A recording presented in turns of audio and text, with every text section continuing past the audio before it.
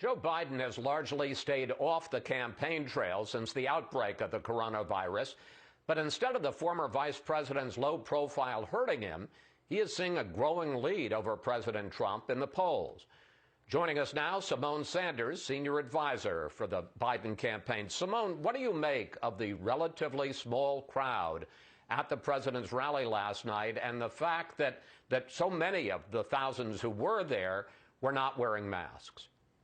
Well, thank you for having me this morning, Chris, and happy Father's Day. Look, Donald Trump's debacle of a rally last night will long be remembered.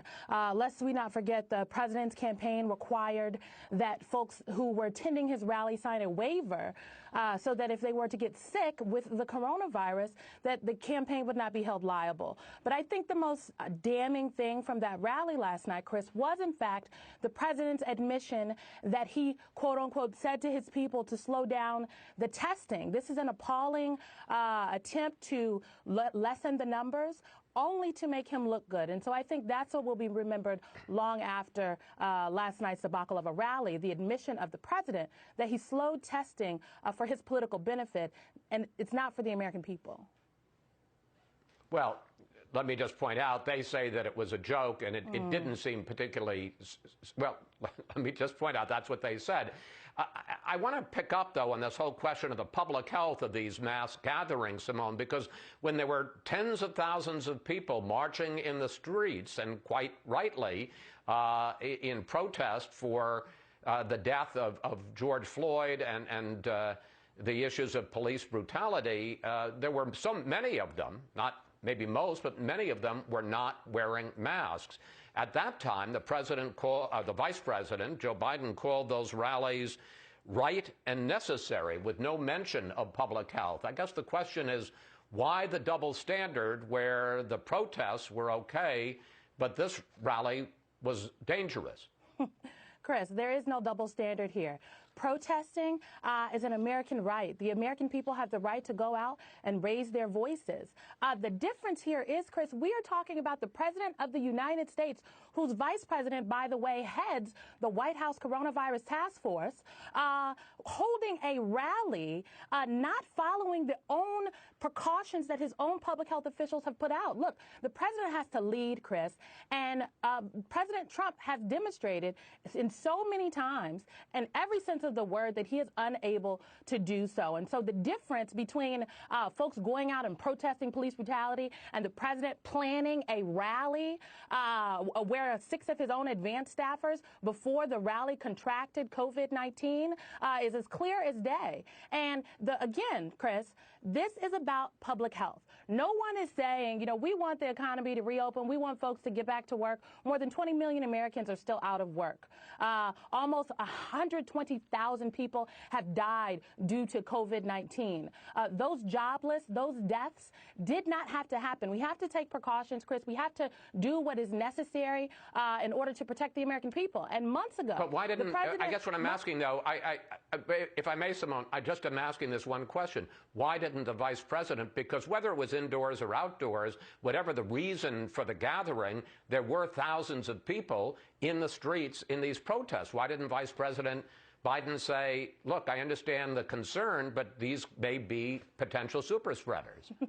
Chris, I just listened to your last segment where the doctor noted that there is no evidence that the protests are what have spiked coronavirus cases across the country. So I'm not sure what you're asking or what you're suggesting. Look, Vice President Biden has really exhibited leadership on this issue. We have been out campaigning. I also heard you say that we haven't really been on the campaign trail. We've been on the campaign trail since March. We have been campaigning virtually. But you have seen Vice President Biden go back out into the actual campaign trail. And our events are safe. They are socially distant. They adhere with the CDC guidelines. Vice President Biden wears a mask. People participating wear a mask, because this is about being safe, Chris. This is about ensuring the safety of everyone involved. And what President Trump has demonstrated yesterday is that he actually is not concerned with the public health. He is concerned with his ability to hold a rally. And I'd just like to note, the folks who are out there protesting, Chris, they should be able to go get a coronavirus test. Simone, you got to let me in here. The folks out there, Simone, you got to let this point, Chris. The folks out there protesting, they should be able to get a coronavirus test. Simone, I don't want to get into a fight with you, but you got to let me ask a question. Able to do so. Simone, all right. So here's the question I'm going to ask you. Joe Biden has. You talk about him being on the campaign trail, but I think most people have been struck that he stayed in his Delaware home mostly, and in large part since March. He's held a few socially distanced events, but by the large part, he has not been on the campaign trail, and he could have held certainly more socially distanced events, and perhaps more important, he has not held a news conference, either in person or online, for 80 days, almost 3 months. Why not? Well, Chris, to be clear, Vice President Biden does interviews, takes questions from the press regularly. And yes, in March, we have adjusted to this new normal like most people in America. We have been campaigning virtually, but just because we are campaigning virtually does not mean we are not meeting actual voters across the country. Vice President Biden has campaigned in Michigan and Florida. Dr. Biden has campaigned in Colorado and Texas. So the reality is what we have been doing is following CDC guidelines, Chris. What we have been doing is But why hasn't he held a news conference for 80? But why hasn't he held a news conference for 80 days? Chris, as many of y'all in the national press and in the Beltway press are well aware, we take pride in prioritizing local media. And so the vice president is doing local media interviews. He's doing national media interviews, and he is taking questions from reporters. President Trump says that one of the reasons that Biden is holed up in his basement is because he's not up to campaigning. Here was the president on that this week. He's not running his campaign. People are running his campaign. I see quotes all the time that he said this, he said that about me. And they're long, beautiful, flowing sentences. I said, Joe didn't make that statement. And Joe doesn't even know the statement was made. Does the former vice president contribute to the president being able to make that argument by being out of public view so often?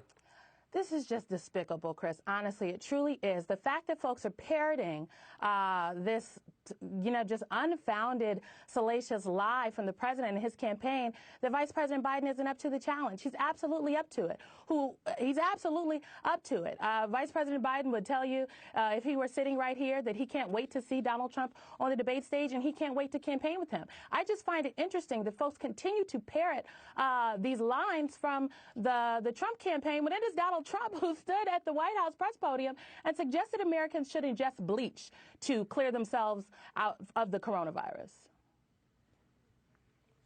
We reported on that too, as you know, Simone. I want to put up some new Fox polls, which I think you're going to like. The latest Fox poll shows that Biden is leading President Trump 50% to 38%. But when asked why they back their candidate, 31% of Biden supporters say it's because of enthusiasm for him, and 63% because they fear Mr. Trump. For the president, it's almost exactly the reverse. Simone, a lead is a lead, but is the lack of enthusiasm for Biden, even among Biden supporters, what you might call an enthusiasm gap, is that a potential problem?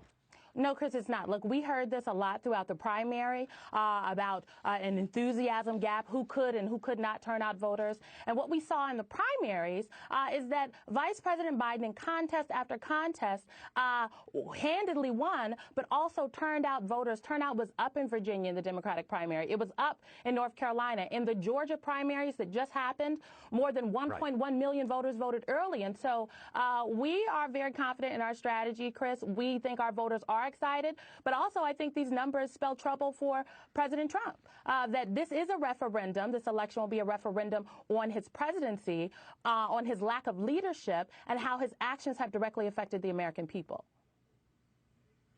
Simone, we're going to have to leave it there. Thank you. Thanks for joining us. Please come back. Thank you.